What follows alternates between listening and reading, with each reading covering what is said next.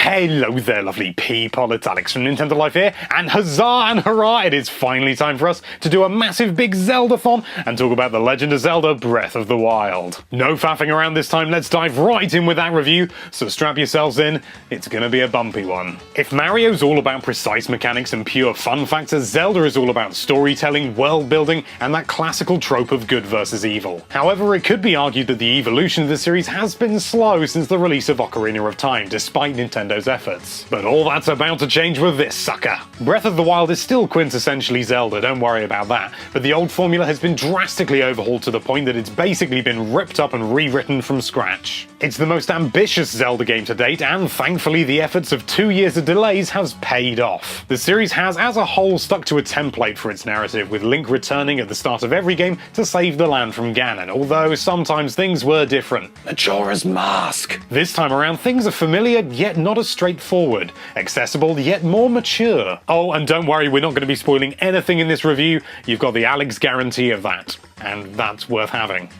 Yeah. One of the more unusual features is how Nintendo has managed to work in cutscenes without being disruptive. Some will run for all players, whilst others are only accessible through optional work outside of the main objectives. It's nothing revolutionary for gaming as a whole, but it's still definitely a breath of fresh air for the series. Perhaps even a fresh Breath of the Wild.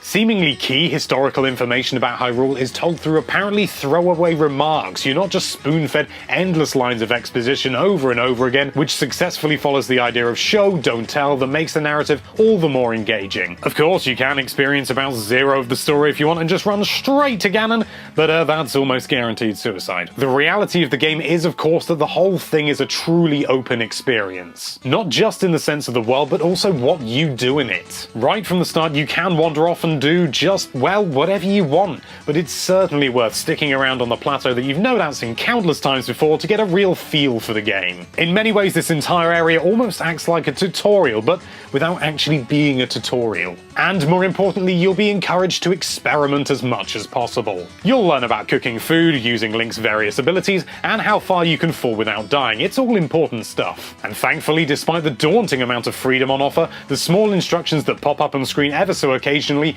do an excellent job of helping you grasp the basics without being overwhelmed or just getting bored of it. When you do fail to understand something properly, you'll probably die, and you better get used to it. As my dad always used to say, it's the only way you'll learn. Thankfully, the autosaves are pretty constant, so you'll only lose 1, maybe 2 minutes of progress at a push, but it's still enough to tell you what a silly bugger you've been. But how do you go about organising all this freedom? Where's the quest system? That'll be the adventure log, my dear chums, and it's not as linear as many others. When you start up the game, your end objective is very clear, but attempting it right away is, well, it's a stupid thing to do. Instead, as you explore, small pockets of main missions and side quests open up, causing everyone who likes a nice empty quest list to break down in tears. And as you explore, you'll get to see the grandeur of this Hyrule in all its grandeur. Adopting a typical trope of these games, you're tasked with finding and climbing towers scattered throughout the place that unlock that particular section of map information. Also, just being on the top and seeing Hyrule from this height is absolutely wonderful, and it's really useful as well. If you see something interesting on the map, you can just put a waypoint on it, just bink like that,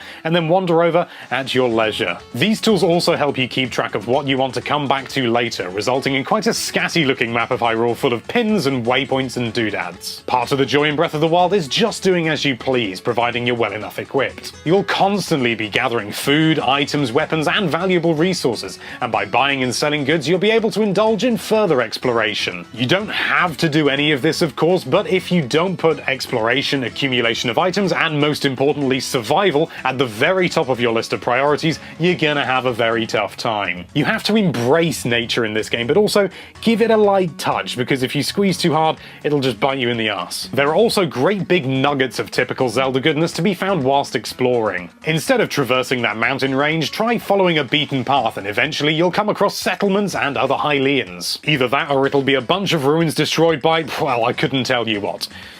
No, really, I can't tell you what because I said no spoilers. These places are on the whole extremely optional, but given the interactions and humour to be had with these inhabitants, you'll want to meet as many people as possible. And these moments of joy aren't uncommon either, but some of the most memorable of them came to us towards the end of our playthrough. But as is the nature with a non-linear game, these may well appear sooner to you than they did for us. And good gracious gravy did they vary. From light-hearted quirky sections to world-changing events, we got totally and utterly engrossed in everything. Many comparisons could be drawn to things like the Elder Scrolls series, which is fair, but the big difference being in this game, the combat is actually good. Breakable weapons and the ability to quickly disarm and steal items from enemies means you'll be constantly looking to switch things up. Long weapons, short weapons, bows, heavy weapons, there's variety in murder that's unparalleled for the series. As for the visuals, well, I know you've seen it on YouTube and stuff like that, but seriously, that compression does not do the game justice. The whole thing is like a watercolor painting, and it shows just how much beauty there is to be seen in stylized graphics instead of the ultra-realistic alternative. And hardware-wise, the Switch holds up pretty well with such a lot to render,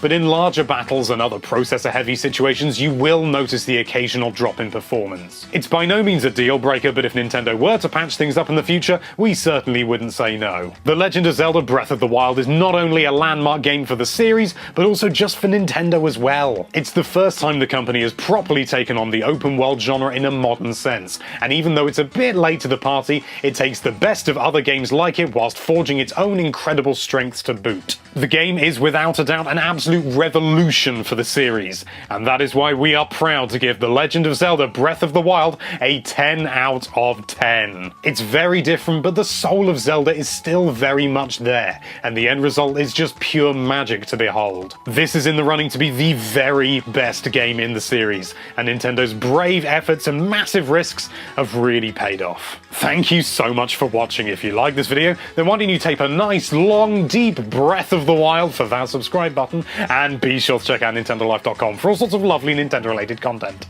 Thank you again for watching. Bye-bye.